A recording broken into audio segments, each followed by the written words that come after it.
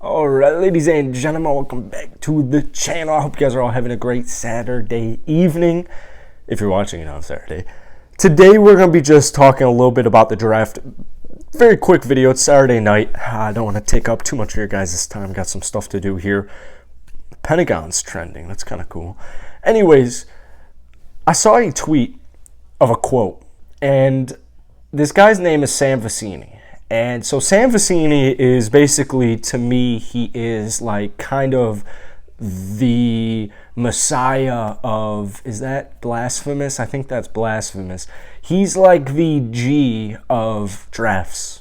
Like, he's just that guy when it comes to drafts. That's a lot better. There we go. We'll run with that one.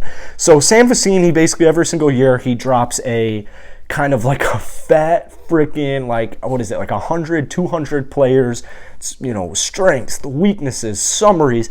It's every single thing you need to know about the draft and specific players. So he does it every single year. My boy Cyril Asio hooked me up with his because it's on The Athletic. By the way, check out our daily live NBA show. We will be live Monday at 9:30 a.m. Central Standard Time. The link's in the bio, and it's also going to be pinned in the comment section. But anyways, this is like the freaking dude as far as drafting goes. And I thought he had some very awesome, reassuring, hyped content in a quote that was, I think it was yesterday. Yep, yesterday. So here's a quote. Let's just cut to the chase. Start quote. The Rockets are one of his draft... Shit. Get rid of that quote. The Rockets, keep this in mind, the Rockets are one of his draft favorites. You'll figure that out. I'm all over the place right now. Start quote. They took 3 players I rated as lottery talents. Jabari Smith Jr. at 3, Tari Eason at 17, and Ty Ty Washington at... The answer was 29. This was close to a flawless draft for the Rockets, end quote. I mean, this is what we're saying, dude. You know, not only did Rafael Stone have a phenomenal 4 first-round picks last year, I'm still hopeful on Usman Garuba, still hopeful on Usman. Even if Usman didn't pan out, you still got a star in Jalen Green, you have a possible star in Alperen Sengun, and then you have Josh Christopher, who, you know, we don't really know what his ceiling, we don't really know what his floor is. Same goes with all those players, but you get the gist. You get what I'm talking about. I was pretty surprised that Houston took all 3 rookies right now, but I guess it makes sense. You're trying to get as much money off of the books as possible for the long run. Like, the way I saw it was you have 3 picks, you're drafting 3 players, which means in 4 years you'll have 3 players to possibly pay, hopefully pay, and you pair them with the 4 we had last year, and that's 7 people you got to pay. Here's the thing, though. Houston next year will be looking for some free agents, right? We'll be looking for some, maybe not a huge splash like a legitimate superstar like a Kevin Durant, but they'll definitely try and acquire some nice talent. You know, they might even, I've seen that they're interested in Mo Bamba. Who knows? They might even get it going a little bit earlier. But I think this draft was an A+. You know, I made my draft recap, and it was an A+. You know, Jabari Smith Jr. to me was the clear-cut #1 guy. I mean, he was definitely my favorite prospect in the draft, and he was since, I mean, essentially like March. Paolo did turn me on a little bit during March Madness, but Jabari's that dude. I mean, there are some really good games in the SEC, which I'm a huge SEC guy. I think SEC is just the best conference in every single sport, and I don't think it's close. Jabari's a winner. You know, he already came out, he said, like, right after he got drafted, I want to make the playoffs. Let's make the playoffs. I'm pushing for the playoffs. So he's a hard worker. He's extremely disciplined, and, you know, he's just going to put his head down. He's going to get to work. I don't see any possible locker room issues with anybody on this roster right now. I guess maybe you could make the argument about Kevin, but I think he's just a young kid. People make mistakes. I would imagine if you were in his shoes as a viewer and you did if you make a mistake like KPJ did in last January of this last season, you'd want a second chance. Everybody deserves a second chance. That's the bottom line. It's just be a human for once. So we got Jabari. Unbelievable. Two-way star. I mean, he'll be at least 12 points per game for his entire NBA career. 100%. Tari Eason, to me, I made a video on Tari not too long ago, at the beginning of June. This guy, to me, is, I mean, he might be the next Kawhi Leonard. His hands are freaking ginormous. Defensively, he's already going to get playing time. He won't start right out of the get-go if Eric Gordon's still on the roster because Steven and the Rockets are like that. Tari Eason, though, long-term is money. You know, it might even, I think it'll probably actually happen by the midway point in the season is when you start seeing him start to get some starts. Because Tari, especially in transition, that man can really throw that shit down.